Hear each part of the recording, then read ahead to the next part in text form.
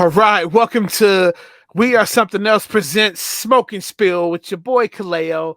There's Big Mike. All right. We are back. Mike, what's good with you, man?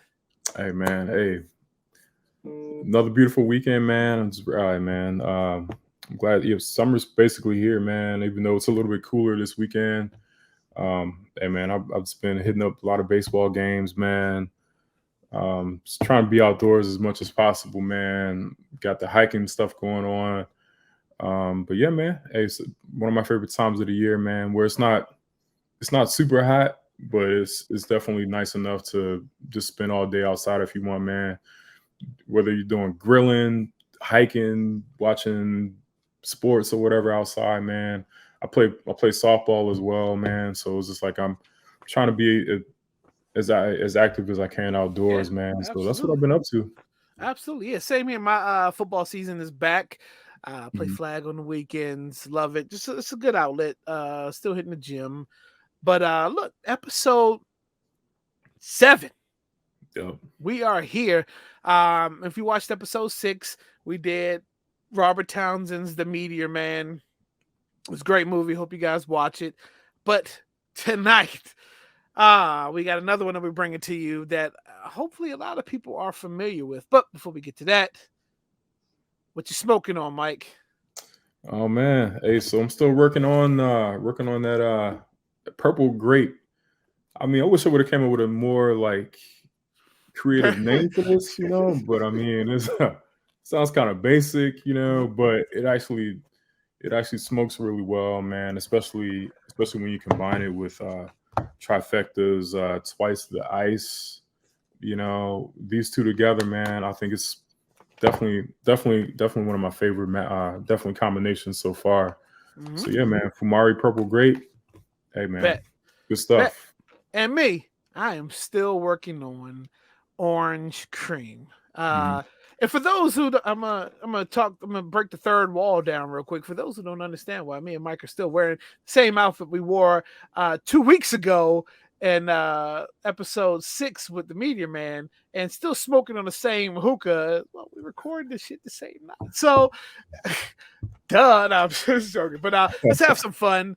Yeah. We are here because of an album that I picked that we mutually agreed on. And if you've been under the rock, if you've been under the rock for the last past umpteen years, but about 22 years, come on, no, that can't be right. Is that right? 22 It's years? it's 22, man. It's hard to believe, Oh man. I my mean, god! If you've been under the rock for 22 years and you've missed it, yeah, tonight we're doing Jay-Z, yeah, The Blueprint. Wow. classic, Nothing man, makes you classic. feel older than that. All right, so look, we'll get right to it. There there is so much behind this album, and it will forever live on in the history of music, pop culture, world world culture, um, and just let's dive into it. Where were you September 11th, 2001, when you heard the towers fell? Oh man, so I believe I was in ninth grade, man. I was in ninth grade, man, and I was in it was like a computer applications course, and my teacher at the time, man, Mr. Bryce, man, he had the big overhead projector, man. He had actually pulled it down, and I don't know if he had AOL or whatever, man, but he was actually able to put an Pre online social news media. feed. Yeah, this is before social media and stuff, man. So he went on to some personal account, and he was able to put a news feed up on the overhead projector from his computer, showing us that one of the towers had been hit. And it wasn't until he was trying to basically let it sink into the students' heads that, hey, this is serious, man. So once I went to my next class, that's when a lot of that basically a lot of students were getting called by their parents to come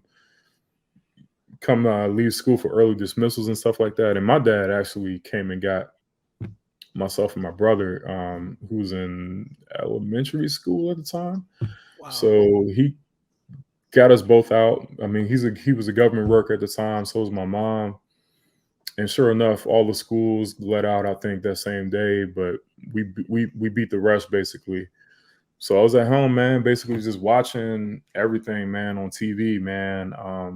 From like the towers hitting in New York to the plane that hit up in Pennsylvania and the Pentagon as well. So I was just glued to the TV all day, man. I still remember everything, man. Just being Like it just was yesterday. mesmerized, man. And honestly, man, I didn't even know that that the blueprint was released the same day. Honestly, I was big into bootlegging back then, man. So I probably Oh, that's part of this conversation it too. may not even had it. I may have had a bootleg before the actual album came out. I don't know, but I just don't. I don't remember. I don't. I still don't associate the blueprint and September 11th. Oh, man. But, Yeah, I mean, this is why. So I was coming out of freshman year, coming out of accounting mhm. accounting course, and I see a courtyard full of people in tears, just boo-hooing. Again, pre-social media. Uh, Black Planet and whatever else was around that time was probably because Black Planet was when I was a senior. Black Planet was the thing. Oh So yeah. Facebook may have been in demo mode, may not even been around. But yeah, I come out to the courtyard. People are just in tears. And I'm like, what? I don't know what's going on. Like this is, I don't know. I get to my next class, and the teacher. I remember the teacher was like, "There's no class today. Everybody go home." And she's like, "If you don't know, the World Trade Center was hit by a plane." At this point, you know what? Both towers have been hit because that's when they knew it was that serious that somebody needs to go home. Because the first time it may have been a mistake, an accident, like, oh, this is not good. But the second time it's like, no, this really isn't good.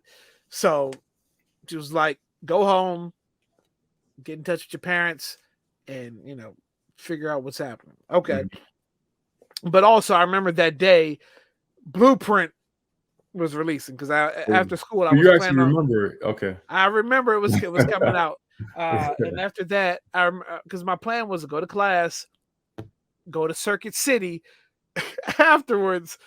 Try to find a Circuit City nowadays. Go to Circuit City afterwards and pick up my Tuesday release because that's when CDs were coming out on Tuesdays. Still at that point, wasn't Fridays yet. Right. Get to Circuit City. Remember, Circuit City was, I mean, like all your electronics were through Circuit City. So walls and walls of TVs on display, Mhm. and they all had coverage. And I'll never forget like the feel of everybody just like zombies staring at these TVs and watching planes crash over and over and over again on a loop kind of thing, or the Mhm. coverage or reactions. And I'm in Circuit City getting the Blueprint. So I can rock it in my car. Yeah, so September 11th, the Blueprint was released. It was recorded between May and July of 2001, and actually was released a week earlier. So supposed to be released the following week, but because of bootlegging, Yep. They Jay had nothing was to like, say. we have to. Bootlegging was huge back then. Yeah, man. It Jay was. couldn't keep any of his music from releasing early. Yeah, nobody could, man, back then, man, because you had Napster was huge back then, man, and then me being a high school kid, man, there was always somebody in high school who had a CD burner, and they were selling these bootlegs, man. You knew the guy who had the best version of whatever album was coming out. So I mean, instead of spending $12 on a CD, I would spend And you get it early. 3 to 5 on the Yeah. same thing, man. I wasn't. I may Actually, at the time, I was not working myself, so I was using whatever allowance I was getting, man, or whatever to buy these CDs, man. And I would buy them from my man Amo, aka he used to call himself DJ Nepal, and he still kind of goes by that now, man. But my man Amo, if he's watching, man, thank you for all the CDs back then. Yeah, no, seriously, seriously. Yeah. It was huge. I had a burner. I had, because that's you used to go to the flea market on the weekends. People would had the bootlegs. See, the bootlegging was huge. I remember going into the city to get bootleg movies. I'm Nutty Professor to The Mask. Like, this is crazy stuff. Like, that was like the highlight. If I could find somebody with a bootleg movie stand and I got it above everybody else. Oh my God. Like, having the one up on everybody else has always been a thing, right, in our culture. But anyways, yeah. The album plays for 63 minutes and 25 seconds. Released on Rockefeller. This is Jay-Z's sixth album through Rockefeller and Def Jam. Def Jam was the distributor, Rockefeller was the label. It was a release set a week earlier, planned because of bootlegging. Recording sessions for this album took place during 2001 in Manhattan Center Studios and the famous Baseline Studios, which is no longer in existence, but Baseline was pivotal.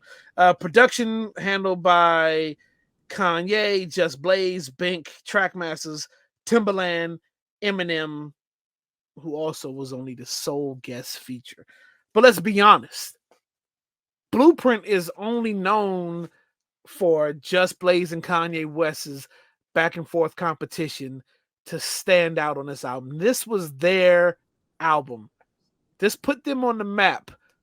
Yeah. This was it. And there's been stories about these sessions. I wish there was a documentary about recording this album, because apparently Jay had Kanye in one studio, Justin another studio, and he was going back and forth, kind of amping up the competition as far as, well, he's over here doing this, he's over here doing that, to the point where they would kind of sneak in on each other's sessions to see where each other was at so they can bounce off of each other. This album was solely about Kanye West and Just Blaze. And then at the time, let me see where we're at. Oh, yeah. At the time, Jay-Z was waiting 2 criminal trials. Yep. Gun charges and the assault. And then he was the most dissed hip-hop artist at the time. He was being dissed by Nas, Prodigy, and Jada. Again, this was a standout for West and for Blaze. But it's widely considered to be one of the greatest albums of all time, or ever made as well. Sold over 427,000 copies its opening week. Wow. 420. Even after being bootleg, it was still almost at 500,000 the first week, right? Yeah. And then did really well. Yep. Debuted #1 in the US, holding the spot for 3 weeks. Later certified 3 times platinum.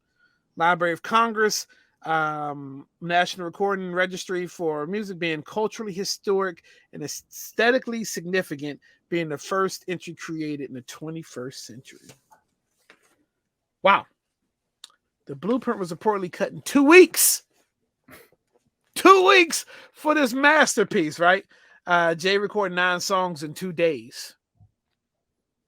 Jay-Z doing what he does, man. That's what Attest to his genius, right? Yeah. At the time, he was waiting 2 criminal trials. We know that. Fat Joe was part of the feuds too, which is crazy. All right, so we'll talk about the cover work too. The famous artwork, as you can see at the top, Jay on a table with a cigar, but it was taken by Jonathan Mannion, and the photos inspired by The Firm, which is a series by Jocelyn Bain Hogue, depicting the organized crime in Britain. Set of the telephone and brass knuckles seen on the ashtray in the original picture, a cigar and a pack of cigars, and a microphone were placed in instead. So, okay, let's go. First single, H to the Izzo. Well, let's not even do that. Let's go to the track list. Let's just do the songs. It starts off with The Ruler's Back. Sorry, let's pause one more time.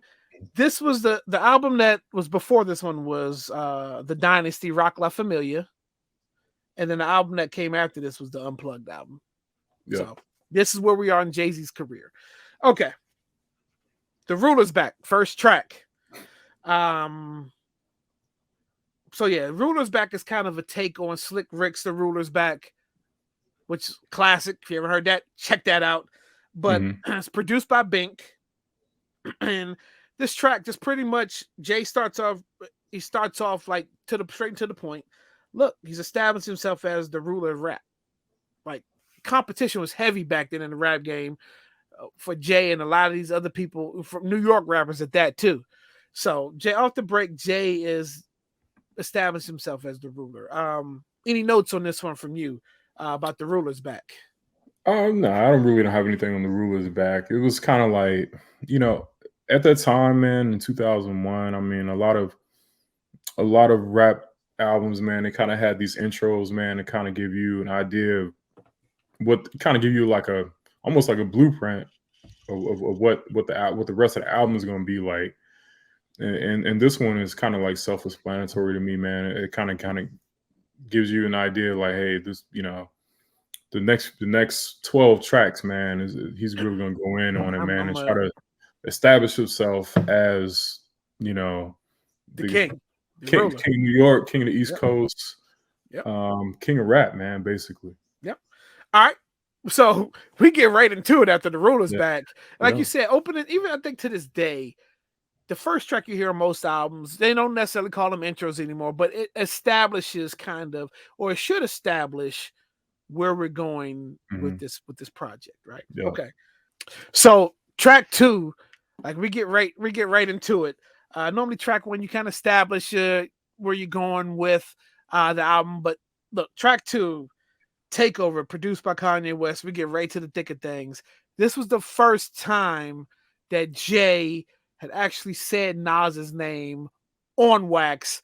He had danced around it for a while with "Is That Your Chick?" Everybody was kind of like, is he not? We don't know. No. Nas don't want to with Hove. No. That started it right there. The beef with Prodigy was still around to the point where at the Summer Jam screen, Jay references that. He put the picture up of Prodigy and like as a youth in some kind of dance class, kind of shut that down. But this track sets up one of the biggest rap beefs probably known to man in our time between Jay and Nas. But thoughts on Takeover? Yeah, man. The Nas beef definitely stood out at the forefront of the song, man. I had almost forgot all about the Prodigy thing, man. Or the Mobb Deep thing. Until like I really, just listened to the song more than once, at the time, man, and kind of dissecting everything. And I was like, okay, yeah, you talking about Prodigy in that one, not Nas. Because at first I thought, I guess when it first hit the airwaves, it was all about, oh man, he's going after Nas and stuff like that. No one's really, at least to me, man, no one's really talking about Prodigy that much. But I think everyone really wanted to see a battle between Nas and Jay-Z, man. And this was like the first, I'm gonna say like the first punch, but just like the official beginning of what we were first about punch. to see, man. Yeah, exactly. Yeah. And because we have to talk about it, Nas quickly responded with Ether. And yeah, Ether, man. Actually, man, it was always like when the two songs came out, man, it was always like, well, which one you like better, man, and stuff like that, man. I honestly, man, I was a fan of Ether, I mean, I had to admit it. I had you just had to admit Ether was the track. Like, no, like Nas was. I mean, I think Hove wanted it too much to prove that he was the rap god or the ruler, and Nas was just waiting. Nas was just I'm gonna bar you up if you ever come, and that's exactly what happened. So, very pivotal to the rap game. Again, produced by Kanye West. We get Kanye West early into this album. Track 3 was the official first single because Takeover did leak on the radio once it hit. But track 3 is the official first single. It's produced by Kanye West. samples Jackson 5, but it's the lead single of Blueprint. Still to this day is a classic by Hove. He still performs it at his shows. I think that it stands the test of time. It just shows you like the different sound Kanye West introduced for Jay-Z. Mm-hmm. Any thoughts? Yeah, man, exactly right, man. So I mean, I like how he went straight to take over. You know what I'm saying? Like at the beginning, he didn't wait until the middle of the album or towards the end, or it wasn't released as like a it wasn't like a mixtape song. It could have been, especially during that time period when mixtapes were very popular back in the day. He made sure it was on his album, man, and I think it became a classic just because of that Okay. alone. I mean, one of the things that made it a classic, anyways. Yeah. All right. So the second single released off of Blueprint was Girls, Girls, Girls, produced by Just Blaze. Now this one, it's a smooth track, just Hove talking about like being promiscuous, what different types of women that he's been introduced to. And it features Q-Tip, Biz Markie, and Slick Rick on the hook. So every time you hear the hook, it's a different voice, is one of their voices. And supposedly, recently, Just Blaze announced that he found the version featuring Michael Jackson. Oh wow. So we're hoping that we'll see if that comes to light. But there's a version of Michael Jackson singing on the Girls, Girls, Girls. And we also know when it comes to the song, it's rumored to have been a freestyle that Hove, I think, took in like one or two takes. Wow. What does this track stand for you? Does it still stand out to you? Yeah. To this day, man, I still like that track, man. I mean, I was a big fan of it back when it came out, man. I was a high school kid, man. So of course, man, that was one of the songs that kind of, they kind of, Smooth. It was it kind smooth. of defined. Yeah, it was a smooth song, kind of defined, that era for me is just kind of like a young kid growing up and stuff like that, man, and seeing all the girls, man, like in school or when I actually started working and stuff like that. Just so it was, yeah, Yeah. man, it was like a good like player song, man. Yeah. You know, I still rock yeah, it. This is crazy. yeah, yeah, Track 5, Jigga That Nigga, produced by Trackmasters. Uh, one of my least favorite on the album. yeah. Trackmasters were hot at the time, so I felt like he wanted to work with the hottest producers, and they had a decent sound for him. But Mhm. it when you have those other two or three in front of it, it just fell in a bad place for the album, and it felt like it was a forced commercial song for Jay. I think it was the official third single, but it just wasn't one of my faves and just felt pushed. Thoughts? Yeah. I'm right there with you, man. There's so many other songs on that album that kind of, you know, Definitely overshadowed that one. oh, yeah, exactly, man. So that's probably at the one of the bottom of my list. If I were to rank them, Yeah, I wouldn't. Yeah, I'll yeah, put so many other ones on top of that one. absolutely. Track 6, You Don't Know, produced by Just Classic, Blaze. classic. My God. Now, my notes for that, I tried to keep my notes short on this one, just straight to the point. This has to be the hardest track on the album. The sample and chop by Just Blaze is ridiculous. Hadn't Mhm. heard anything like it at the time. Like, I mean, it was still to this day. Still to this day, like when I hear that drop, like my God, like I remember the feel of hearing it for the first time. I don't know if it was off the leak. No, it had played on the radio because the radio had it prior to, and it had played and played. Like, this song is ridiculous. Again, nothing, and at the time, nothing else out was like it. Like, just probably one of my favorite Just Blaze tracks. Yeah, definitely, man. You don't know, definitely was up there, man, when it came out. For me, I guess the only song that I used to, I guess, kind of compared it to, and it was also another rock related song, man, was probably Beanie Siegel. Um, Feel It in the Air, man. It kind of like, Oh, I guess, it kind of had that. I don't know. It was like the chorus or what, man. It just kind of sound. to me, I put it in that same type of category, man. But both are hard songs, man, and Hmm. songs Yeah, that I still listen to in 2023, man. absolutely, absolutely. Track 7, Ola Ovito. I think if you're gonna follow up any song with after you don't know, this was a good one to pick. Don't pick Mhm. that Trackmasters one. This was a good one to pick. And Jay and Timberland already established their chemistry with Big Pimpin'. Yeah. They work well together. The it wasn't as tough or streetwise as you don't know, but I think it was a good way to kind of reset the album just a tad bit. Um, but yeah, it's a good track. I still listen to it. Timberland again was one of the top producers at the time. Mhm. And he got I think Jay obviously threw him a solid and like I'm gonna put you on this album because I want to work with the best and you are one of the best. Yeah. Thoughts, Ola Ovito. Hey, man, definitely agree, man.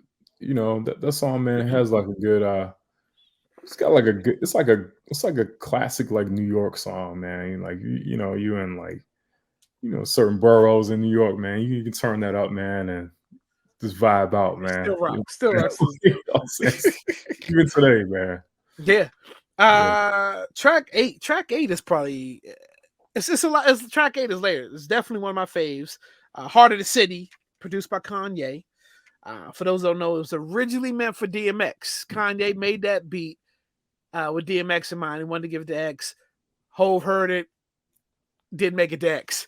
Mhm. Um, Wow. it is rumored that the hook was originally sang by R. Kelly.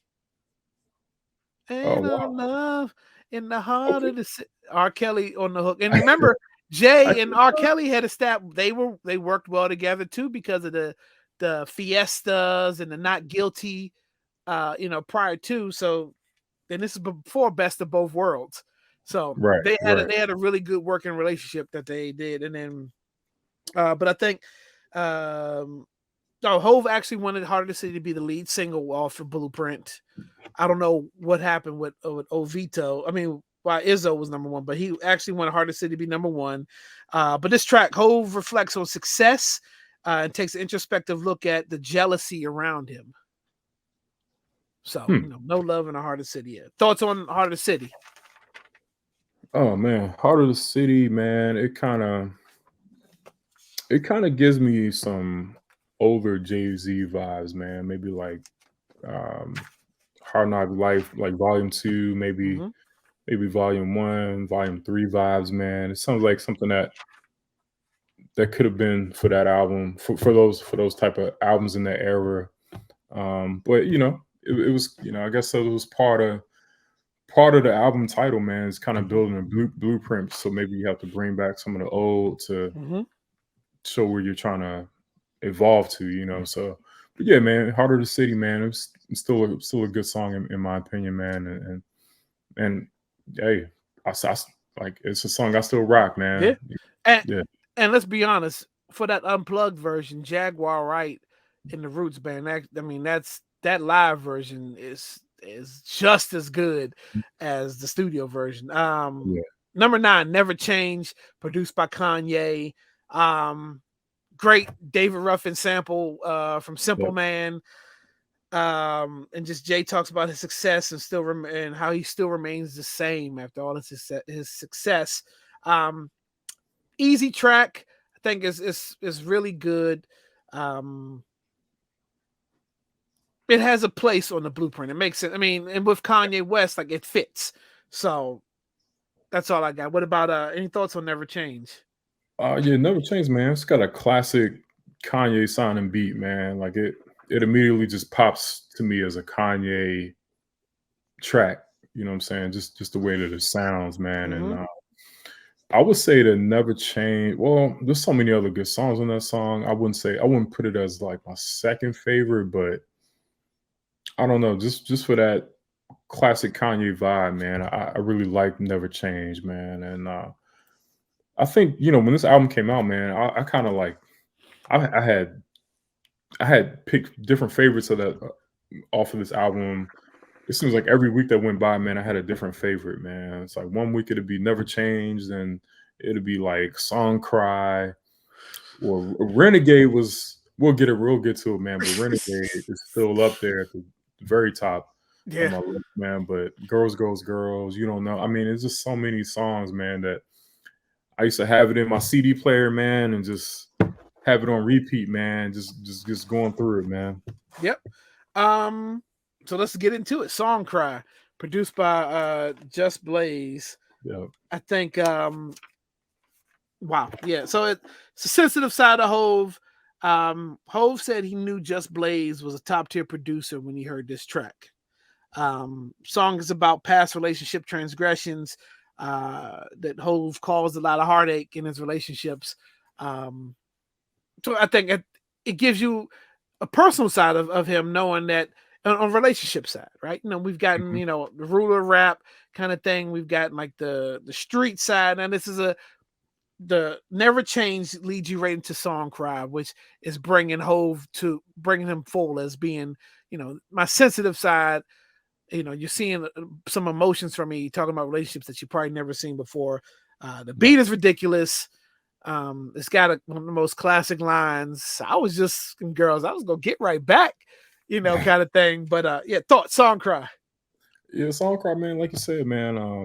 If you go back to that era, man, a lot of rappers, man, they try to show that versatility in their albums, man, by trying to, they'll have they'll have a song for the streets and then they'll slow it down a little bit. I mean, you can go DMX, Busta Rhymes, Cameron back then, Freeway. They all kind of did Beanie Siegel. They all kind of did that, man. They kind of had a song. They try to make a song for everybody, but Yeah, they still try to make it sound, sound hard, man. Best producers, everything. Try to make it come together. I guess you had to have that versatility back then if you wanted to claim, that number one spot, man. yeah, You couldn't just be, you know, just 15 tracks of, gangster yeah. rap, man, because you had to show that versatility back then, man. This is his LL's "I Need Love." This is that. Yeah, This is that, yeah, and this ties it into you. Bring the female audience in with this track. yep. But even speaking of which, like on the Black album video, Fade to Black, the concert movie he did, he actually brings in "I Need Love" beat while he's doing this live, and Mary singing it. So it makes sense. Yeah, Full circle for Hove. 11, All I Need, produced by Bink. Probably my second least favorite on the album. Doesn't feel like it fits or in sync with any of the other track. The beat is good though, but I just don't think that it doesn't fit what we've got. And you've got too much Just Blaze and Kanye West prior to this track, establishing the album as something completely different. So I don't, not sure why All I Need ended up on the album, but it did. Thoughts? yeah, man. It probably could have been left off, man. To be honest, man. I mean, especially since the rest of the album, man, it just goes so hard, man. Mm-hmm. I think had the album had taken more time to be created, maybe they would have realized, hey, this song doesn't really fit, but Mm-hmm. for an album that was put together in with like 2 months and maybe even less, Yeah, I'll take one or two tracks out of 13 or 14 that yeah. don't really work, man. If the rest are all hard and classics, I can live with that. Yeah, I got you. Here we go. Number 12, Renegade, Yeah. uh, featuring Eminem, produced by Eminem. We said it earlier, the only track that has a feature on this whole album. Oh, because M was clearly top 2 or 3 rapper at the time. He had the huge aura surrounding him, following around him, and Hove put him on the album. It would come back to bite him in the Nas beef because Nas put out that Eminem murdered you on your own shit kind of thing. And he's right. He's right. Eminem's verse Yeah. was still today barred up subpar, one of the best verses on the album. Like it's a classic verse. Um, but I understand you wanted to create a big moment, and you have the biggest artist at the time, perhaps, outside of just rap.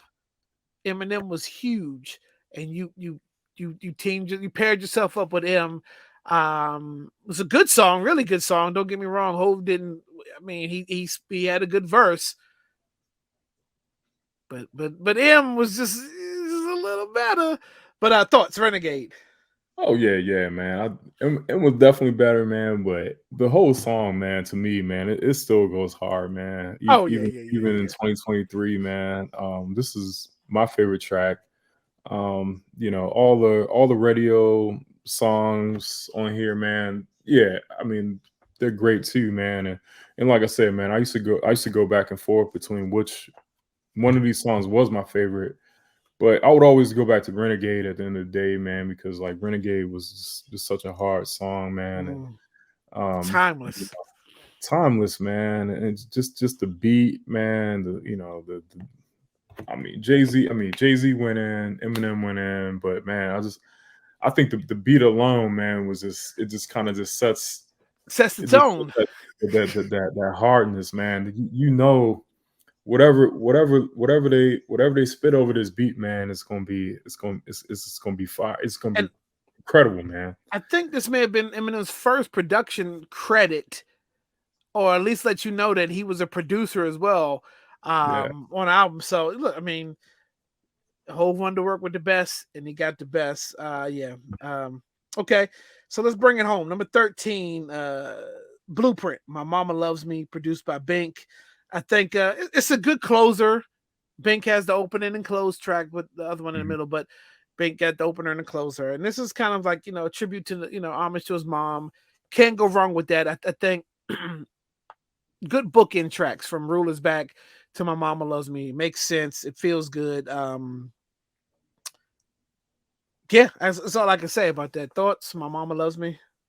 Yeah, yeah, definitely, man. It's a good way to kind of close it out. Kind of send everything home, I guess. Yeah, man. Classic to similar albums in that era, man, where you had to have an opening and a close. What I did like about this album is that it wasn't full of skits and stuff like that, which were very popular back then, man. A lot of albums Yep. had it almost felt like you were listening to a movie because you had all these skits in between each song that kind of like would set up the next song, Mm-hmm. and or not. It was just comedy or whatever. But I like how this one was just all about the lyrics, man. All about just delivering, man. Mm-hmm. Just music, man. No filler, basically, man. Yeah, And straight to the point. straight to And the point. then the two bonus hidden tracks, Breathe Easy Lyrical Exercise, produced by Just Blaze, followed by Mhm. Girls, Girls, Girls Part 2, produced by Kanye. With Yep. Breathe Easy, it's just pretty much whole spitting bars and just talking about um memorizing bars from, like, in his head, like from a ride from a club to the house. It's just a matter of just spitting the same line over and over again till you remember it, then going to the next line. Just a lyrical exercise. Dope. Girls, Girls, Girls Part 2. Mhm. um I think it's a good complimentary remix to the original. I mean, still, it's dope, but it's a good hidden track to find if you haven't heard Girls, Girls, Girls Part 2. But or again, it's a good hidden track on to actually bring the actual closure to the length of the album, anyways. But couple things I want to touch base on. Well, real quick, lyrical exercise, Girls, Girls, Girls Part 2. Thoughts? I mean, it's bonus track, man. I think they were good. They were good bonus tracks. I think Breathe Easy could have replaced, you know, Go ahead and say it. All I need. replaced All I Need. He could So I have mean, pumped that maybe one up. maybe it was good to at least come out with some bonus tracks to say like, hey, these were songs that could have made the album, but maybe due to timing it didn't make it. So now we're just gonna put out these bonus tracks. So yeah, man. So, a couple questions I got. What? Where was Pharrell at? Where were the Neptunes? Because we had gotten I Just Want to Um, Love You, And I'm wondering, like, they were hot producers at the time. Why didn't they make the Blueprint? I don't know, man. That's a good question, man. Maybe I don't know. Maybe there That's was a beef between Pharrell and like Timberland. I don't know. Maybe it was like a Hampton Roads thing, man. I don't know, man. But that's I mean, who knows? I mean, they it's were a lot to definitely, speculate yeah, on, man. But he would, Pharrell would definitely, Pharrell and the Neptunes would definitely hit up later albums with Jay Z, which are because still some of my favorite albums, man. But my original thought was like Pharrell wasn't in the picture yet, but if the Dynasty was before this, I Just Want to Love You was a huge record for Jay as well. So he was right, definitely in the picture. I'm just wondering why he didn't make the Blueprint. I gotta look that up. Um, but yeah, so a lot of people call Reasonable Doubt Hove's #1 album or the greatest one, a classic. And I think, to me, I think it is. This is Reasonable Doubt was prior to me really being in on listening to Hove like that.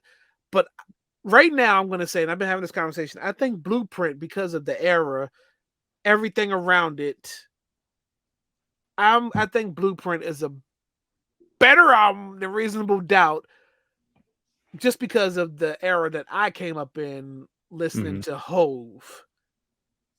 To me, so and then I agree. Yeah, yeah, and then let's just touch base real quick.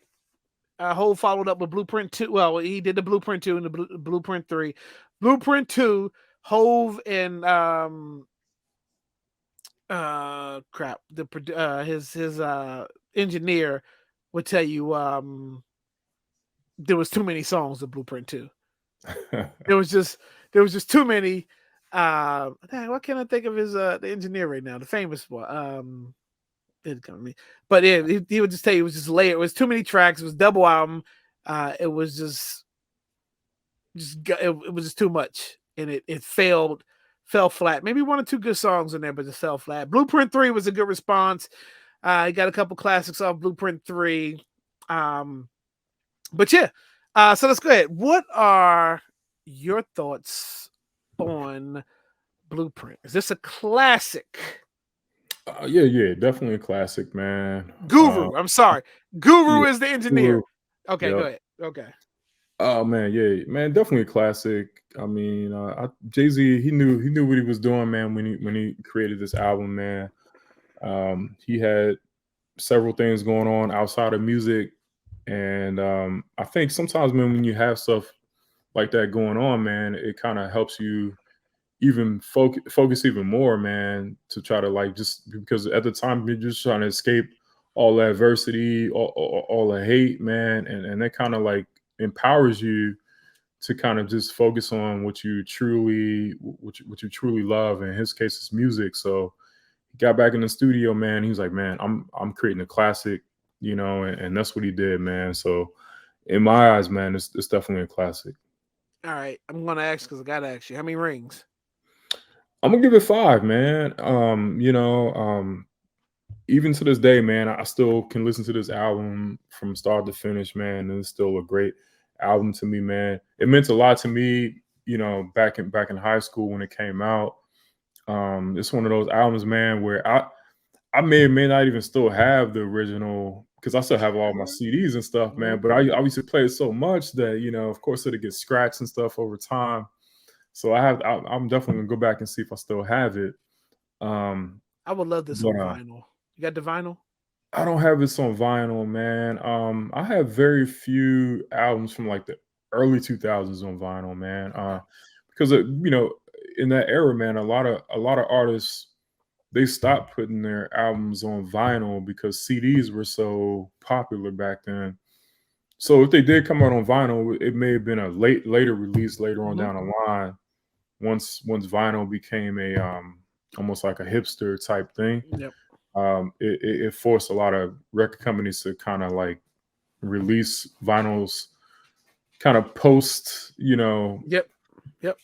post the album actually dropping, so Yeah. yeah, I'll look into it though, man. There may not be a vinyl for this one. We're getting ready to get Born Center on vinyl, and I'm definitely putting that on my list. But yeah, Okay.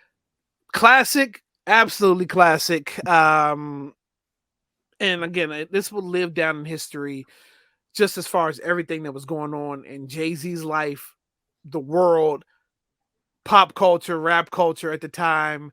It's just in the middle of it all. Definitely classic.